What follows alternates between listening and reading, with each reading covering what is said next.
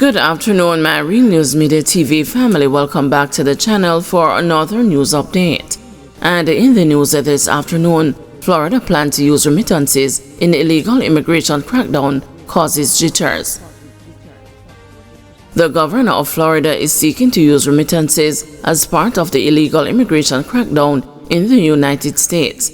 Ron DeSantis wants to require anyone sending money overseas to show proof that they are not an undocumented immigrant. People will come illegally because they can work more menial tasks but make a lot more money in the U.S. than they can in like a third world country. So they'll come, make money, and then they send money back in remittances to the host, to their family, friends, wherever, to the home country. We are going to impose ID verification for foreign remittances. So you have to show, it's like an e-verify for remittances. The money transfer company has got to run you through to make sure that you're lawfully able to be in the country and to send money outside of our country. Several undocumented immigrants, including Jamaicans, make remittances to family abroad, which means that the country would be affected if this provision were to be passed into law. Remittances from the U.S. make up a larger chunk of the GDP of many countries. In 2023, remittance inflows to Jamaica totaled US $3.37 billion. Haiti gets about 22% of its total GDP from US-based families, many of whom are in Florida. Tessa Pettit, who heads the Florida Immigration Coalition, says cracking down on remittances could further destabilize these countries and drive up migration. Under the proposal, if the state determines that undocumented immigrants have sent money abroad through a Florida-based company, the company would be fined 25% of the dollar amount transferred. 6 killed in traffic crashes Saturday to Sunday. Fatalities stand at 30, says ITA. 6 people were killed in traffic crashes between Saturday and Sunday, pushing the death toll on the nation's roads to 30 since the start of the year. The deaths have resulted from 28 fatal crashes, according to the Island Traffic Authority in its latest daily traffic crash statistics released on Tuesday. Of note is that fatalities have increased by 11% when compared to prior year, while fatal crashes are up 8%. With 12 deaths, pedestrians are to date the most vulnerable road users in 2025. 6 motorcyclists, 3 pillion passengers, 2 pedal cyclists, and 4 drivers of private motor cars are also numbered among the fatalities, the ITA said.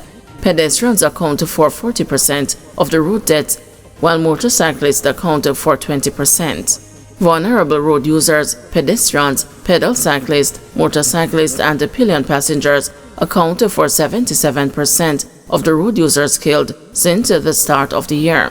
Males account for 77%, while females account for 23% of the victims.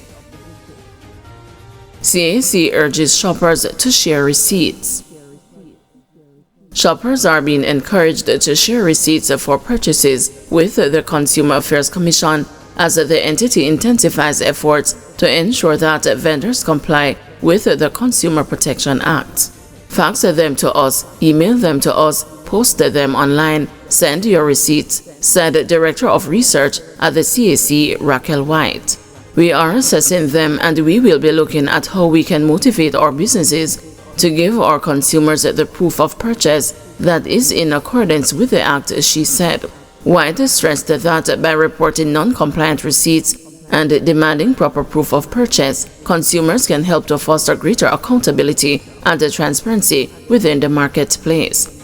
Chief Executive Officer of the CAC, Dulcie Allen, is urging consumers to demand the receipts and not accept a cash register tape as a proof of payment. We cannot overemphasize the importance of getting your receipts. There are times when persons will make you special offers or give you a discount if you do not get a receipt.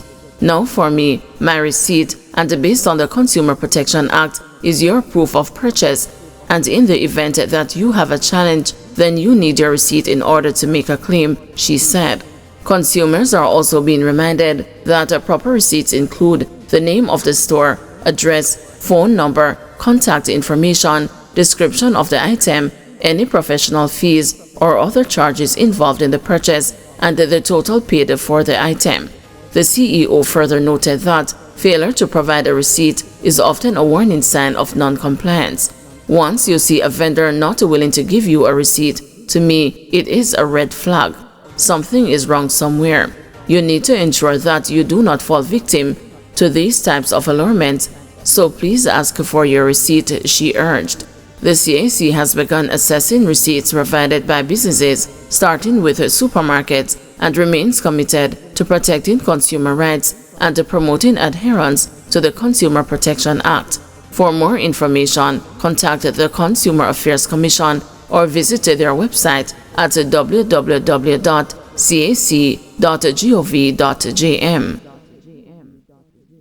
Murder accused Gio Mackenzie's committal hearing rescheduled to February 3. With the case file bundle still under review, the committal hearing for former St. James Most Wanted man Joseph Gio Mackenzie, who is facing 2 murder charges, was rescheduled to February 3 when the matter came up in the St. James Parish Court on Monday. Parish Judge Diane Bernard set the new hearing date after she was told that the judge who will be presiding over the hearing was still reviewing the file. The case was previously set before Judge Keisha Grant Price. Mackenzie, who was not present for Monday's rescheduling of his committal hearing, remains in custody. His matter was handled by his attorney, Chuma Paris. Mackenzie is charged with the April 6, 2023 murder of 21-year-old Darian Bowman and the April 27, 2024 murder of 28-year-old Randy McNeil. He is also charged in relation to a third murder, the details of which have not yet been outlined in court.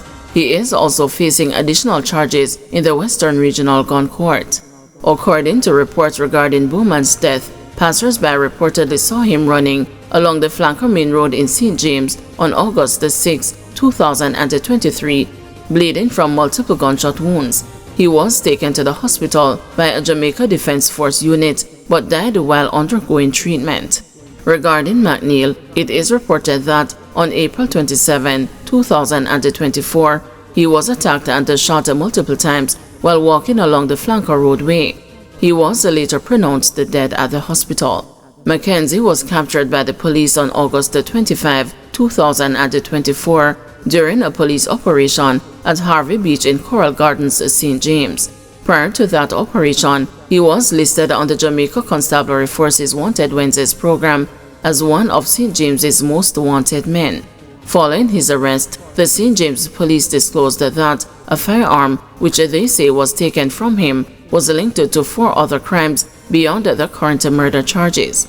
Mackenzie's committal hearing will determine when his matter will be transferred to the St. James Circuit Court for trial. Guys, thank you for watching. See you this evening at 6 p.m. for another news update.